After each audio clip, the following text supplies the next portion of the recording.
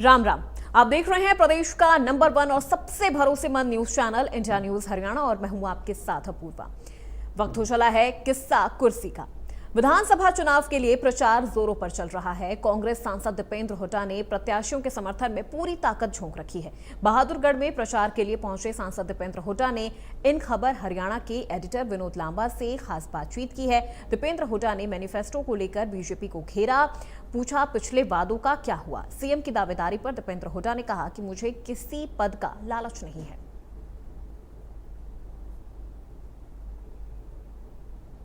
हरियाणा का चुनाव चल रहा है और हरियाणा के तमाम लीडर्स में 2024 के चुनाव में एक सबसे बड़े क्राउड पुलर्स में से शुमार हैं, जो कि दीपक बावरिया साहब भी कह रहे थे। वो आज हमें मिले हैं, करीब 1.5-2 घंटा तो लगा, क्योंकि इनकी खासियत ये है कि अगर मीडिया आ जाए और जनता पहले आ जाए तो पहले जनता के पास आते हैं। एक और खास चीज़ के लिए दीपेंद्र जी आप जाने जाते हैं, 5 बार के सांसद हैं। कोई आपकी बाजू पकड़ के रोक ले, चाहे खिड़की में हाथ दे दे, मैंने कभी आपको मना करते हुए नहीं देखा उससे बात करते हुए। और मैं आपकी बात नहीं कर रहा हूँ, पर 5 साल से 10 साल से मैं आपको देख रहा हूँ कि कोई भी आके बाजू पकड़ ले, दीपेंद्र हुड्डा रुक जाते। देखिए, सबका अपना कार्यशैली रहती है, अब सबका अपना स्वभाव रहता है। और मैं लोगों का धन्यवाद करता हूँ कि मुझे इतना आशीर्वाद प्रदेश की जनता ने, मेरे लोकसभा क्षेत्र की जनता ने हमेशा दिया है। तो मैं उनके लिए जो भी कुछ कर सकूँ वो कम है। हाँ, मैंने आज तक, जैसे आपने कहा कि ज़्यादा मैंने कभी ना सिक्योरिटी ली। आज तक सरकार में भी जब थे हम 10 साल, कुछ लोग ये कहते हैं, जैसे आम आदमी वाले कहते हैं कुछ थे, लेकिन जाके सारी सिक्योरिटी ले ली। जब हमारी 10 साल सरकार रही तब भी मैंने ना कभी ब्लैक कैंट लिया, ना कोई सिक्योरिटी ली। 1-2 जो PSO जो सरकार के मिलते हैं, कभी उससे ज़्यादा कुछ नहीं है। लोगों के बीच में हम रहते हैं, हमें किस चीज़ की चिंता है लोगों से। यही कनेक्ट करता है कि लोगों को दीपेंद्र हुड्डा के साथ। देखिए,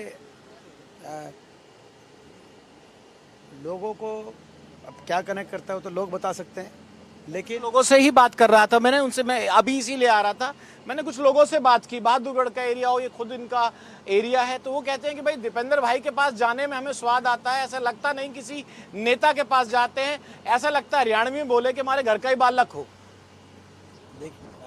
सही बात है, मैं उनके घर का ही बच्चा हूँ। और सभी ये मैं अपने लोकसभा क्षेत्र वासी को अपने परिवार के सदस्य के रूप में देखता हूँ। हरियाणा वासियों को मैं अपने परिवार के सदस्य के रूप में देखता हूँ। और हमेशा 24 घंटे उपलब्ध रहते हैं हम लोगों के लिए। कभी एक दिन भी छुट्टी हम लेते नहीं। छुट्टी लेंगे जाएंगे तो कहाँ जाएंगे। PM मोदी जी की तरह बोल रहे हो कि छुट्टी हम एक दिन भी लेते? कभी लेते नहीं। वो बोलते हैं ज़्यादा, लेकिन पता नहीं जो है, मैं समझता हूँ बीजेपी वालों का कार्यशैली है, वो बोलते ज़्यादा है। हम बिना बोले, पहली बार ये प्रश्न आया है मेरे, तो मैं समझता हूँ। तो मैंने कवर किया है आपको ना, जब विपक्ष में थे आप।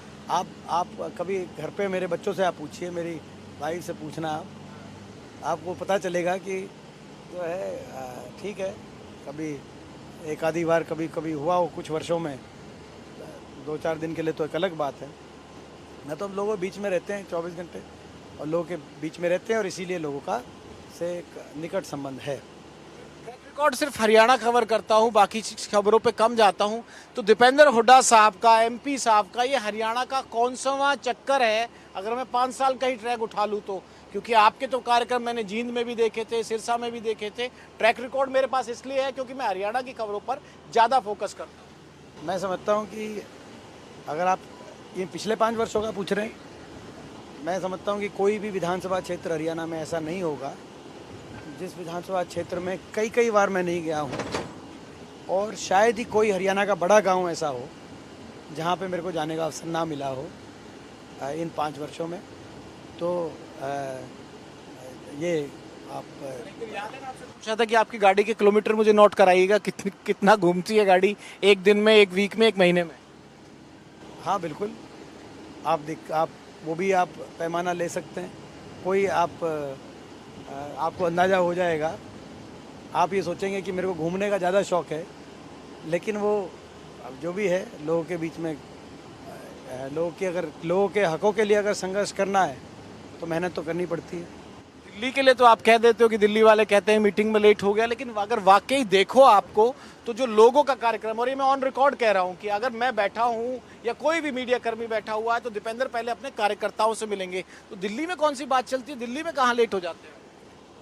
देखिए, दिल्ली में भी आप देखते हैं, कभी आप हम निवास स्थान पे आते हैं हमारे, तो आपको जो तालकटोरा रोड है, आप मेरे आसपास जो रह रहे हैं सांसद, आप उनसे पूछ लेना, वो आपको बता देंगे। शायद ही कोई दूसरा दिन ना होता हो जो कोई ना कोई सांसद जो तालकटोरा रोड पे रह रहे हैं या गुरुद्वारा रकाबगंज रोड पे रह रहे हैं, क्योंकि वो 2 रोड्स के बीच में हमारा घर पड़ता है, जो ट्रैफिक को लेकर कि इतना ट्रैफिक वहाँ पे इतने लोगों का आवागमन, शिकायत है आप? आवागमन इतना रहता है कि वो कभी दिल्ली पुलिस कमिश्नर को टेलीफोन कर रहे होते हैं, कभी हमारे पास टेलीफोन कर रहे होते हैं, क्योंकि ट्रैफिक ज़्यादा हो जाता है तो रोड ब्लॉक हो जाती है। तो ये जो है कार्यशैली का हिस्सा बन गया है ये। तो मैं समझता हूँ कि लोगों का भी मन नहीं लगता मुझसे भी ना मिले शायद, और हमारा भी मन नहीं लगता लोगों से, अपने साथियों से बिना मिले। आप अपनी तमाम स्पीच मैंने देखी आपकी, आप 2019 का जिक्र कर रहे हैं कि मेरे साथ धक्का हुआ और किस तरह का चुनाव था, और उसके बाद का जो संघर्ष था वो दीपेंद्र हुड्डा भी देखा लोगों ने, और आपने खुद कहा अपनी स्पीच में कि भाई मैंने सत्ता भी देखी है और बहुत छोटी उम्र में सत्ता देखी, और उसके बाद विपक्ष का भी मैं मंझ के आया हुआ एक राजनेता हूँ। नहीं, देखिए, ये तो मैंने यहाँ ये बात सही बात है कि पिछले जो मेरा राजनीतिक सफ़र रहा है उसमें छोटी उम्र में मेरे को अनुभव हुआ है। मैं 10 वर्ष सत्ता का हरियाणा में समय भी देखा है, जो कांग्रेस सत्ता में थी, हुड्डा साहब मुख्यमंत्री थे, और उसके बाद मैंने विपक्ष का भी ऐसा समय देखा है कि एक ऐसी शक्तिशाली तानाशाही प्रवृत्ति की एक ऐसी सरकार जो विपक्ष को निशाने पे लेकर और देश के विपक्ष को समाप्त करने की बात करती थी, संविधान और प्रजातंत्र को तार करने का जो काम कर रही थी जो सरकार, भाजपा की केंद्रीय सरकार अगर हम बात करें या प्रदेश की सरकार बात करें, और उनके निशाने पे लगातार 10 साल हम रहे हैं। 10 साल लोगों ने देखा है कि हर क्षण में हुड्डा साहब पे हम पे निशाना साधा गया, हुड्डा साहब उनके निशाने पे रहे हैं, आज भी उन्हीं के निशाने पे हैं। तो दोनों अनुभव हुए हैं, और दोनों अनुभव से मैं समझता हूँ एक संतुलित एक दृष्टिकोण बनता है, किसी का भी बन सकता है। मेरे भी जो अनुभव है